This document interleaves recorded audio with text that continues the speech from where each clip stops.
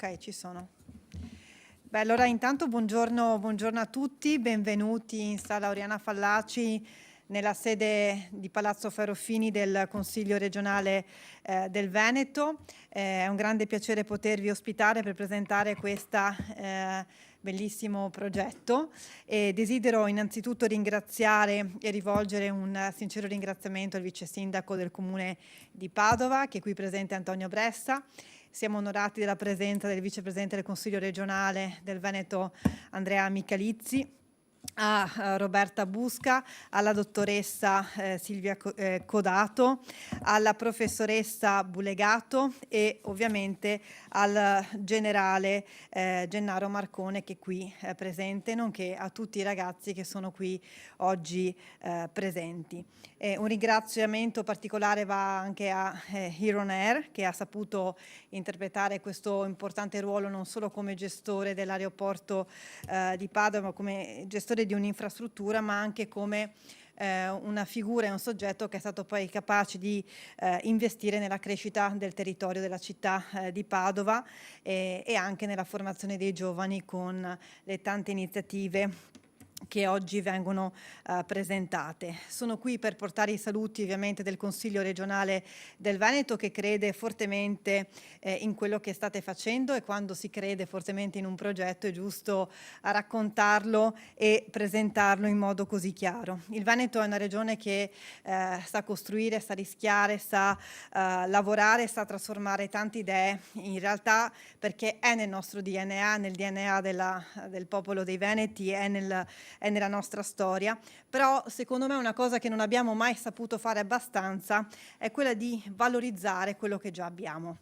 Ecco perché oggi siamo qui. L'aeroporto Allegri esiste da decenni, esiste da tantissimi anni, è sempre stato alle porte della città di Padova e per troppo tempo è stata guardato come un'infrastruttura di serie B, è stato visto come un'infrastruttura minore e viviamo in un contesto, in una fase storica particolare in cui si fa fatica a capire che il futuro lo si costruisce anche nei luoghi che gli altri sottovalutano. E allora le infrastrutture non valgono solo per quello che rappresentano nei piani urbanistici, che rappresentano sulla carta, ma valgono per le opportunità che sanno generare per le imprese, per le famiglie, per il nostro territorio. E quindi nell'aeroporto è arrivata poi anche Iron Air, perché ha saputo avere una visione molto chiara e anche un lavoro insomma veramente significativo in questa parte della città di Padova.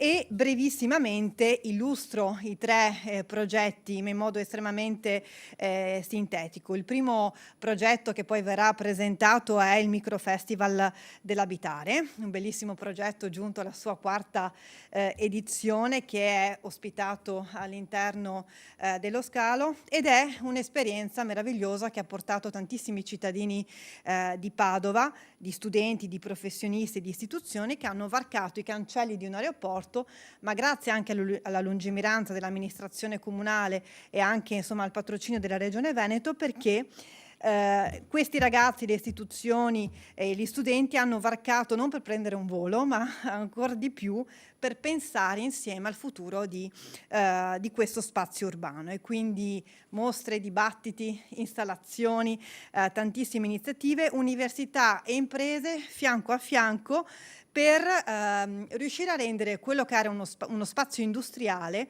in un vero e proprio laboratorio di idee aperto a tutta la città. Il secondo progetto, e vado via velocissima, è Terminal Urbano, un progetto culturale permanente in questo caso, e quindi anche qui la possibilità di vedere l'aeroporto come una nuova porta urbana di accesso alla città, ed è uno spazio bellissimo che in questi anni in modo permanente ha ospitato mostre, anche qui incontri pubblici, università, scuole, ma anche progetti di ricerca e importanti incontri istituzionali. Il terzo elemento è quello della rigenerazione urbana, e cioè di come gli hangar non utilizzati siano stati trasformati poi in nuovi spazi per la cultura, per la formazione, per l'innovazione. E qui uno straordinario lavoro, vedo la professoressa ordinaria dello UAV con gli studenti dello UAV, la dottoressa Chiodato, e l'intuizione di riuscire a portare straordinari progetti concreti di rigenerazione urbana e di riuso. E quindi un piano di sviluppo industriale molto importante che ha avuto la capacità di trasformare tutte le criticità che c'erano in questo spazio in straordinarie opportunità di rigenerazione. Poi c'è il futuro, e vado a chiudere, che è la parte che più mi entusiasma anche nel racconto di questo progetto, e cioè la proposta di creare con Ironair questo polo integrato di formazione aeronautica. Un progetto estremamente interessante perché è una risposta concreta ad una domanda che sempre di più ci viene fatta, cioè dove formiamo i professionisti del domani. Il Veneto lo sappiamo che oggi ha bisogno estremamente di competenze, di giovani che possano rimanere nel nostro territorio, di percorsi anche qualificati e di opportunità da dare a questi giovani. E il presidente Stefani, alla presenza del vice sindaco Bressa, ha presentato Venexus, quindi partendo dal concetto di Nexus, che significa connessione. Questo è quello che fa questo progetto, cioè la capacità di creare un sistema connesso, coordinato, radicato nel nostro territorio, che è capace di trasformare piloti tecnici delle figure anche estremamente specializzate. Quindi io esprimo davvero il massimo orgoglio anche politico in questo progetto, perché si riesce a rendere quest'area un polo di eccellenza per i giovani veneti, e quindi dire a questi ragazzi: non devi andare altrove per seguire i tuoi sogni, puoi rimanere qui a Padova, nel nostro Veneto, il tuo futuro può decollare da qui. E chiudo perché siamo Antonio, Andrea, li chiamo perché da tanti anni collaboriamo insieme, siamo tutti di Padova, e di Padova sappiamo che è una città che ha sempre vissuto di conoscenza, di impresa, di innovazione. Una realtà straordinaria che in questi anni anzi è cresciuta e ha avuto la capacità di attrarre molti talenti, anche imprese, una città universitaria che guarda all'Europa con estremo interesse, uno dei nostri motori economici più importanti di tutto il Veneto. E quindi avere un'infrastruttura che è capace di mettere in rete imprese, innovazione, cultura e servizi significa creare delle nuove opportunità di crescita per lo sviluppo del nostro territorio anche patavino. Quindi cito anche l'ultima dimensione che mi sta molto a cuore, che è quella del 118, ed è quindi la parte relativa al decollo degli elicotteri del 118, una parte insomma molto significativa anche per noi Veneto, e per noi in Veneto, che abbiamo messo al centro dell'agenda la sanità, e quindi questo è un altro servizio straordinario che tutela la salute dei cittadini veneti. È un fiore quindi all'occhiello di Padova questo tipo di aeroporto. Il volo sappiamo che è sempre stato sinonimo di libertà, sinonimo di connessione, sinonimo di visione, e questa è la visione che anche come Consiglio regionale in modo assolutamente trasversale vogliamo sostenere, un territorio che è capace veramente di volare alto. Quindi buon lavoro, in bocca al lupo per il prosieguo di questa iniziativa. Grazie a tutte le istituzioni che sono qui presenti, al lavoro straordinario di tutti gli stakeholders che hanno contribuito alla realizzazione di questo progetto. Grazie. Allora io adesso darei la parola al vicepresidente del Consiglio regionale, già vice sindaco del Comune di Padova, nonché amico, il dottor Andrea Michalizzi. Ti lascio. Grazie intanto per l'invito alla consigliera Eleonora Mosco, che ha promosso questo momento, questa conferenza stampa, e a me fa molto piacere. Porto un breve saluto, non aggiungerò contenuti oltre a quelli che sono stati detti e a quelli che poi direte nella presentazione. Io vi porto il saluto del Presidente del Consiglio regionale Luca Zaia, del Consiglio regionale. Sono contento oggi che sia qui a Palazzo Ferrofini una realtà importante come quella dell'aeroporto, insieme al tessuto anche culturale della città di Padova. C'è questo sentimento di orgoglio, come diceva giustamente prima Eleonora, anch'io la chiamo per nome perché ormai è una vita che come dire, lavoriamo insieme su molti temi, ed è bello per me insomma vedere un pezzo di città di Padova che da qui dal Ferrofini insomma presenta le proprie attività. Sono molto contento della presenza importante del vice sindaco di Padova, che insomma ci onora, e io quello che dico è che questi sono, come dire, questa è un'iniziativa importante. Voglio ringraziare il generale Marcone perché già da diverso tempo insomma ci siamo confrontati con lui sulla necessità anche di valorizzare l'aeroporto di Padova, questa infrastruttura che può sembrare, come dire, quasi una struttura periferica, ma dove anche dal punto di vista del volo in realtà, come dire, può coprire un settore, una parte importante diciamo di questo settore in una città che, come è stato detto prima, insomma è centrale nel Veneto, ma non solo, sia per posizione sia anche per quello che avviene nella città di Padova. E lo voglio ringraziare anche per lo sforzo che sta facendo. Oggi ne raccontiamo un pezzo, che è quello di valorizzare quell'area non solo come infrastruttura di volo, ma anche come luogo della città, e quindi il fatto che degli studenti che delle realtà possano confrontarsi e vivere quello spazio utilizzandolo anche come luogo aperto della città di Padova, come luogo in cui anche prendono forma idee, dove studentesse e studenti anche si misurano con delle attività come quelle che sentiremo. Insomma, credo che sia un ottimo modo anche per valorizzare quell'area e anche per conoscere e prendere confidenza con quello spazio. Padova è una città che in questi anni ha guidato grandi, profonde trasformazioni, e io credo che quello che presenterete oggi metta diciamo a fuoco uno dei luoghi della città sul quale un ragionamento, un investimento di futuro, non solo sull'uso ma anche sulla riqualificazione degli spazi che già in parte insomma ci presenterete, verranno rinnovati, sia importante. Quindi buon lavoro, grazie di essere qui, e ascolterò ora la presentazione. Grazie. Bene, allora lasciamo la parola al vice sindaco del comune di Padova, dottor Antonio Bressa.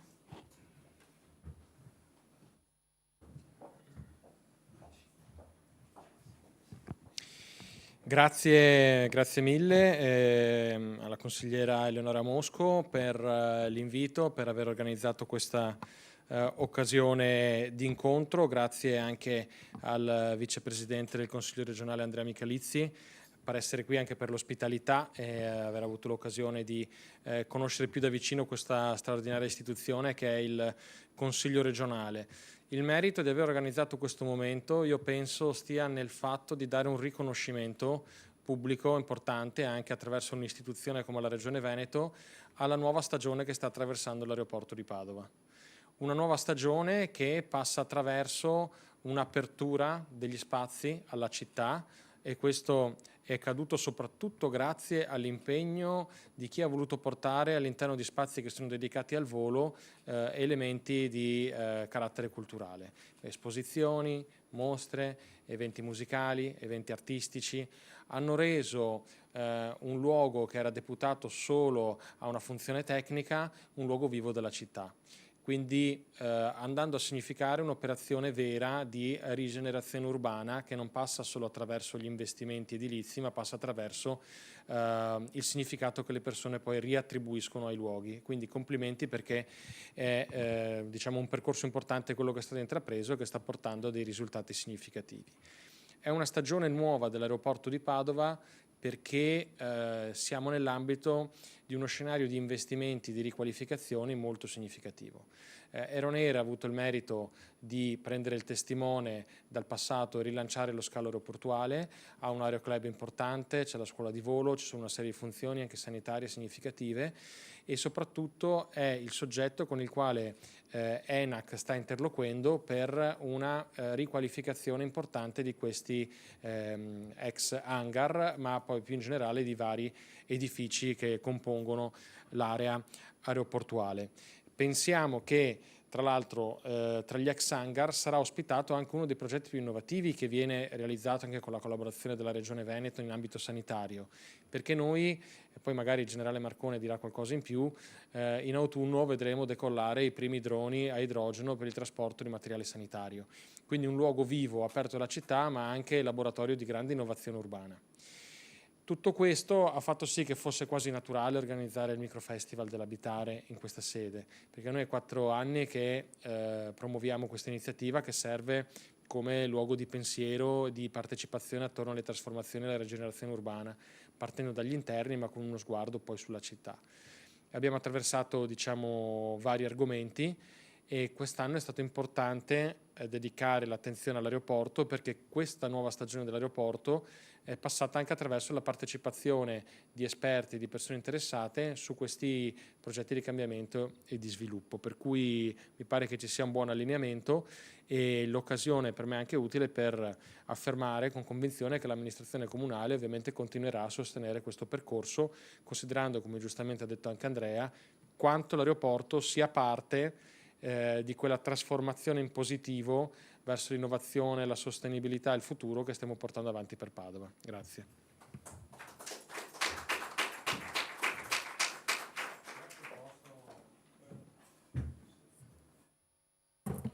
Bene, adesso procediamo con la dottoressa Silvia Codato, docente dello UAV, nonché architetto, che ci parlerà dell'intervento dedicato al Microfestival, al coinvolgimento degli studenti dello UAV e dell'importante progetto di riuso e di rigenerazione di uno degli hangar. A lei, dottoressa Codato.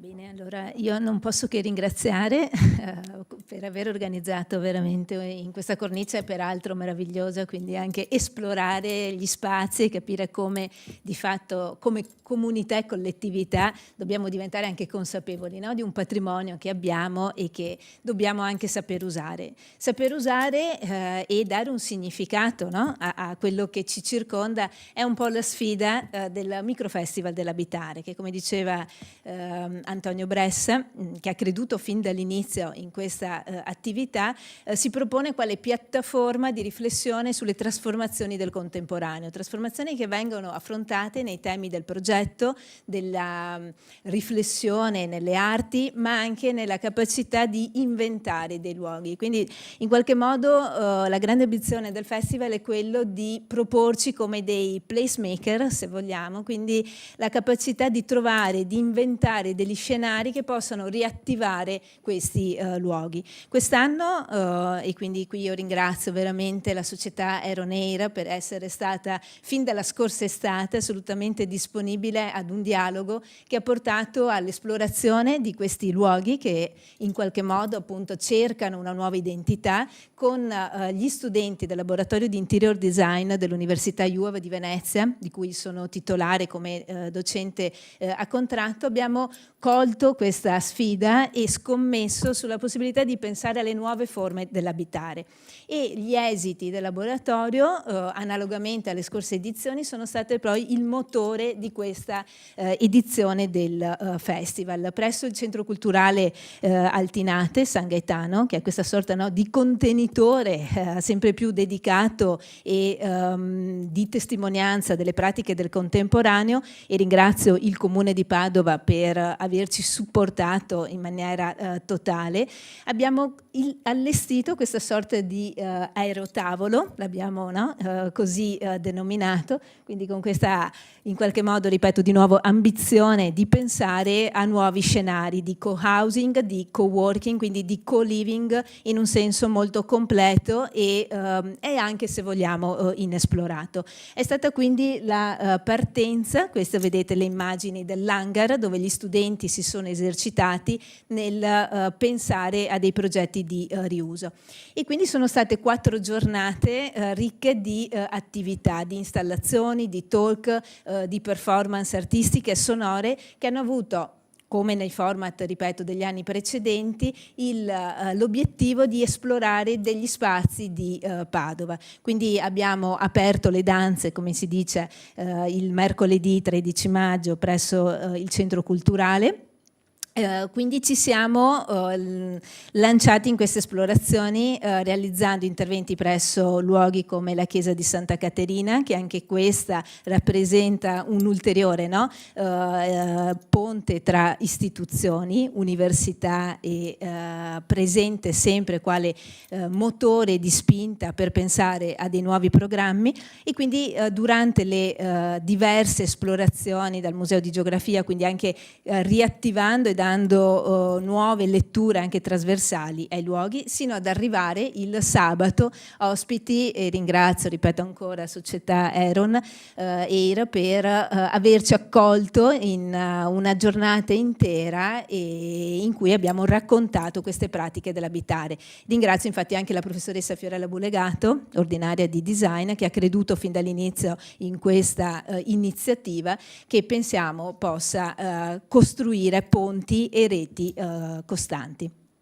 Quindi i ringraziamenti poi sarebbero molti anche di tutte le realtà, e qua io ringrazio anche Eleonora Mosco per aver sottolineato come nelle dinamiche sia essenziale costruire sinergia tra enti pubblici e realtà private. Al Microfestival, oltre infatti ad aver goduto, e ringrazio ancora l'attenzione da parte della Regione Veneto, del Comune di Padova, dell'Università Iuva di Venezia, anche la presenza di realtà private, quindi aziende che hanno supportato e continuano a supportare questa iniziativa. Quindi vedete come di concerto forse qualcosa si possa ottenere. Grazie.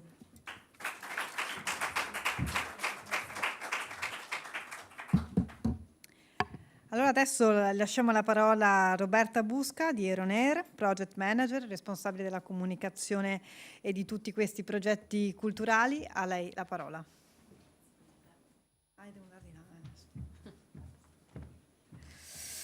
Allora, buongiorno a tutti. Desidero innanzitutto ringraziare la Regione Veneto per l'ospitalità, la consigliera regionale Eleonora Mosco, il vice sindaco di Padova Antonio Bressa e le istituzioni presenti. L'occasione di questa conferenza stampa ci permette di raccontare non soltanto un aeroporto, ma una visione che nasce dall'impegno di Eronair, società di gestione dell'aeroporto Gino Allegri di Padova, che ha scelto di affiancare alla crescita aeronautica dello scalo una progettualità culturale, urbana e territoriale, capace di restituire all'aeroporto un ruolo sempre più centrale nella vita della città e della regione. Una visione che nasce dall'impegno di Eronair, appunto, società di gestione di Padova. Per Eronair l'aeroporto non è soltanto un'infrastruttura da amministrare, una risorsa strategica per il territorio e un patrimonio della città. È un luogo che può generare sviluppo economico, innovazione, cultura e relazioni. Nel 2026 questa visione si è manifestata in modo particolarmente evidente attraverso il progetto Terminal Urbano e attraverso le numerose iniziative che hanno trovato casa all'interno dell'aeroporto Allegri. Tra questi il recente Microfestival dell'Abitare, curatrice la professoressa Silvia Codato, che ha rappresentato un momento importante di confronto sul rapporto tra spazi, comunità e territorio. In quelle giornate abbiamo visto centinaia di persone attraversare l'aeroporto non per prendere un aereo, ma per partecipare a incontri, mostre, dibattiti, installazioni artistiche e momenti di riflessione. Studenti, cittadini e professionisti che hanno occupato l'aeroporto e che hanno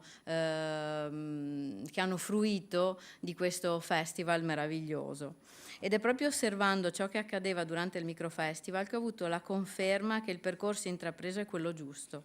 Ci sentiamo profondamente allineati con la visione dell'amministrazione comunale di Padova, rappresentata oggi dal vice sindaco Antonio Bressa, impegnato nei processi di rigenerazione urbana, nella valorizzazione degli spazi esistenti e nella costruzione di una città sempre più sostenibile e attenta al recupero del patrimonio già presente nel territorio.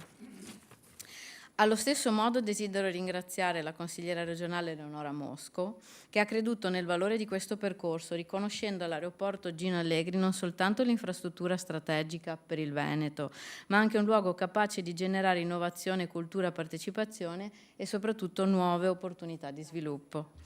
Pur rappresentando sensibilità politiche differenti, il vice sindaco Bressa e la consigliera Mosco condividono una convinzione che per noi è fondamentale. Il futuro dei territori passa dalla capacità di valorizzare ciò che già esiste, creando nuove opportunità senza necessariamente consumare nuove risorse.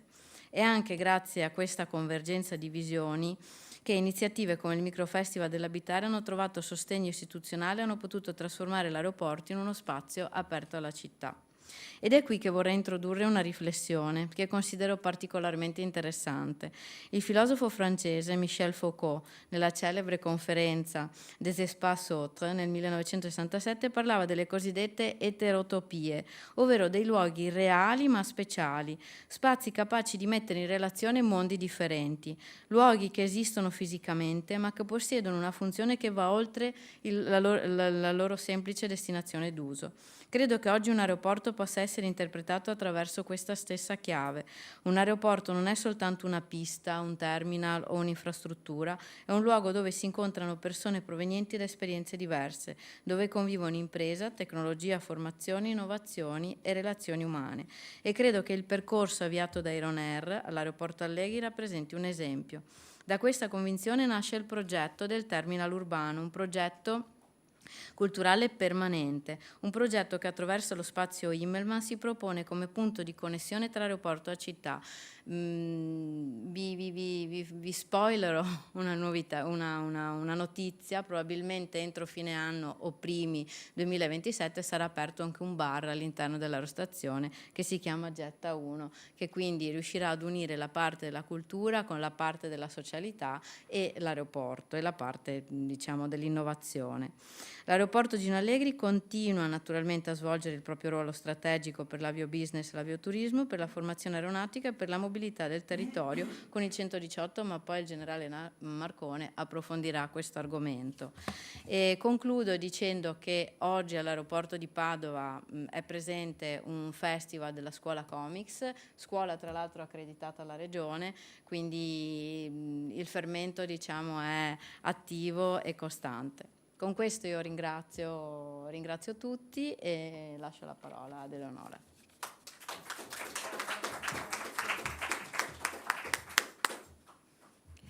Ecco, bene, allora lascio la parola alla professoressa Bulegato, docente ordinario di design allo UAV. Grazie professoressa. Buongiorno a tutte e a tutti. Solo un brevissimo saluto, ecco, da parte come rappresentanza dell'Università UA di Venezia, che come sapete ormai da 20 anni ha unito a quello che era la sua vocazione originaria nel campo dell'architettura e della pianificazione, quella sul design, le arti, la moda, il teatro. Ecco, e in questo senso si pone anche all'interno del panorama nazionale e internazionale come l'unico ateneo italiano monotematico, quindi che si occupa di progettazione. E credo che in questi casi che hanno a che fare proprio con progetti di rigenerazione, no? Di ritrovare la funzionalità di alcuni spazi, di ripensarla, no? E legandola al contemporaneo, alla contemporaneità, un'università come questa può offrire molti percorsi che si possono incrociare. Ecco. E quindi da questo punto di vista il nostro sostegno al Microfestival, il nostro sostegno quest'anno in particolare al rapporto, alla relazione con l'attività dell'aeroporto e la società che lo gestisce, e nonché l'auspicio rispetto a questo di continuare in queste collaborazioni istituzionali che avvicinano un'istituzione come l'università, a volte che può sembrare per certi aspetti distante, ecco, e ad altre che hanno anche le stesse problematiche di avvicinare i cittadini, e che porta anche l'università che sostanzialmente si occupano di didattica e ricerca, in questo caso unite, a aprirsi verso il territorio, quella che viene chiamata la terza missione, ovvero la restituzione di tutto questo all'interno di una società civile. Ecco, in questo senso speriamo di continuare questa collaborazione, abbiamo già dei progetti in luce in questo momento, e quindi grazie per aver organizzato anche questo momento che ha direi lo stesso tipo di intenzione, ecco, nonché anche la presenza di alcuni studenti che entrano in queste sale magari con un certo tipo di ammirazione e anche di necessità di conoscerle. Grazie.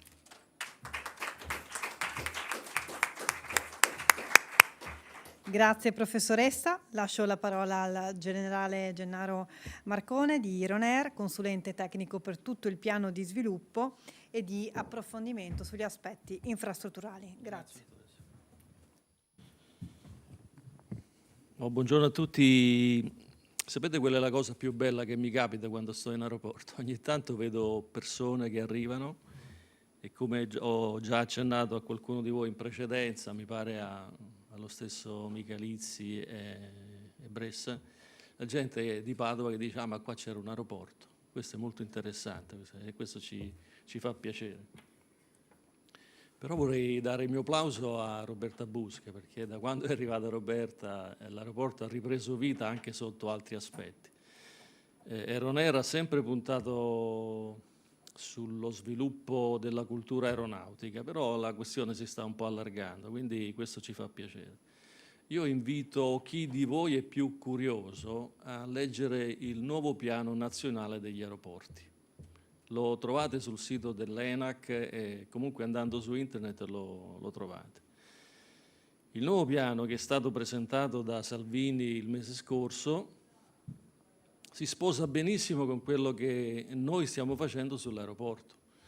E devo registrare veramente l'attenzione dell'amministrazione comunale di Padova, che è stata sempre presente, con Antonio Bressa adesso e con Andrea Michalizzi in precedenza. C'è una comunione di intenti adesso anche con la Regione, perché c'è un progetto di mobilità aerea avanzata che vi invito a leggere, trovate su tutti i siti internet. Noi come Ronair ci siamo sempre impegnati da circa 5 anni allo sviluppo dell'aeroporto. Non è stato un percorso facile, dopo 2 anni di intenso lavoro, prodotto un piano di sviluppo aeroportuale che è stato approvato l'anno scorso dall'ENAC. Sull'aeroporto c'è da spendere oltre 30 milioni di euro, ma non per costruire altro, ma per rivitalizzare quello che è presente, ristrutturare quello che è presente, e quindi ci stiamo muovendo in questo senso. Ci sono delle difficoltà tecniche dovute al nuovo codice degli appalti, ma ne verremo a capo piano piano. È in corso di definizione una convenzione con ENAC per avere qualche soldino da investire sull'aeroporto e poi altre nostre iniziative per ristrutturare tutto quanto il resto. Si accennava prima all'attività del soccorso sull'aeroporto. Sì, sull'aeroporto oltre al soccorso c'è anche una bella scuola di volo, che è una entità da prendere a riferimento, perché fa cultura aeronautica e prepara i giovani dai primi livelli del pilotaggio fino a livelli più alti, che poi li portano ad essere assunti come piloti nelle compagnie aeree nazionali e internazionali. Poi c'è un aeroclub che è il più vecchio d'Italia, c'è tutto un sistema interessante sull'aeroporto, oltre all'elicottero del 118 che fa trasporto organi costantemente. Però su questo stiamo pensando anche ad uno sviluppo ulteriore. Noi siamo disponibili anche ad aprire l'aeroporto 24 ore al giorno, però bisogna fare delle considerazioni che prevedono un impegno anche da parte della Regione, dell'azienda ospedale e quant'altro, oltre che, se vorrà, l'amministrazione comunale.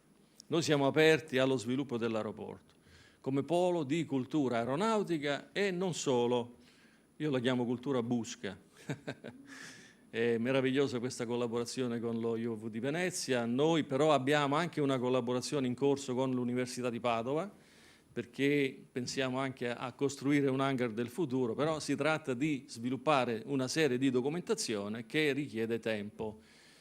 le priorità, voi mi insegnate, le nostre priorità non sono le priorità degli altri. Io quando vado a Roma, all'ENAC, trovo montagne di documenti sulle scrivanie dei miei ex colleghi, i quali sono nascosti, io neanche li vedo, sono dietro la pila di documenti, e purtroppo Padova è un piccolo aeroporto. Però l'importanza di Padova, toglietevi questo sfizio, andate a leggere il nuovo piano nazionale degli aeroporti e capirete che questi aeroporti minori, mentre nel piano attualmente in vigore erano previsti, diciamo così, in una situazione non di interesse nazionale, ma venivano in alcuni casi pensati come un qualcosa che poteva passare alle regioni, e poi le regioni su questi siti poteva valutare se farci ospedale, oppure promuovere la cultura aeronautica, oppure parco giochi. Invece nella nuova visione questi aeroporti vengono visti come centri intermodali a supporto degli aeroporti più importanti, sviluppo di attività con droni su questi piccoli aeroporti. Tanto è vero che anche su Padova adesso sta nascendo un'iniziativa che vedrà, ed è il primo in Italia, perché la Regione Veneto con Save di Venezia e con l'ENAC hanno pensato di istituire un'area sperimentale di circa 6.000 metri quadrati, dalla quale, e i lavori sono già iniziati, non è che parliamo di filosofie o di progetti futuri, i lavori sono già iniziati e ci saranno le sperimentazioni di trasporto di medicinali con droni a idrogeno verde prodotto direttamente sull'aeroporto, sicurezza 100%, rischio zero.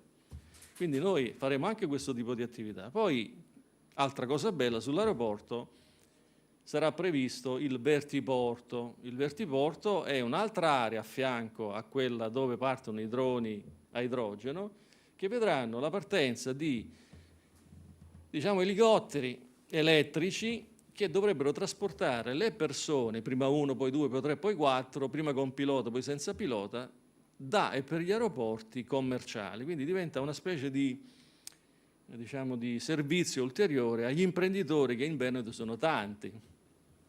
Quindi se uno ha bisogno di andare a Venezia il 15 di agosto e l'autostrada è bloccata, non gli resta che il vertiplano che lo porta in aeroporto in un quarto d'ora. Sono tutte cose simpatiche che stanno nascendo. Noi abbiamo questo piano di sviluppo che lo stiamo seguendo attentamente, e adesso le tempistiche non sono nelle nostre mani, sono nelle mani del Padre Eterno, e quindi noi spingiamo in tutti i modi possibili, ma siamo sicuri che la Regione, l'amministrazione locale, le università, con le quali tentiamo anche di fare delle convenzioni sulla scorta di protocolli di intesa di livello politico tra università e ENAC direttamente, vedrà un ulteriore sviluppo dell'aeroporto, che non deve essere visto, come vede qualcuno, secondo me con poca lungimiranza, l'aeroporto come elemento di rischio, elemento di inquinamento, elemento di disturbo. Ecco, l'amministrazione, secondo me le amministrazioni devono tenere presente che i 2 o 3 comitati che ragionano un po' controcorrente vanno sì sentiti, però non è che devono comandare loro.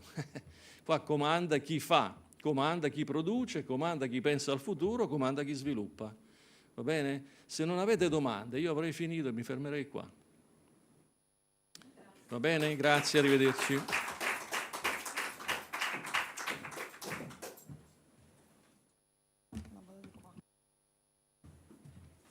Grazie Generale per il suo intervento così appassionato e lungimirante. Desidero ringraziare la dottoressa Tasso e la dottoressa Cristina Coppola per il supporto nell'organizzazione di questa conferenza stampa, e ovviamente tutto l'ufficio stampa del Consiglio regionale che è qui presente a supportarci. La conferenza stampa si conclude qui, e si conclude nel migliore dei modi, cioè con una bellissima foto tutti insieme qui, e con anche un piccolo presente da parte del vicepresidente Michalizzi e da parte anche del Consiglio regionale.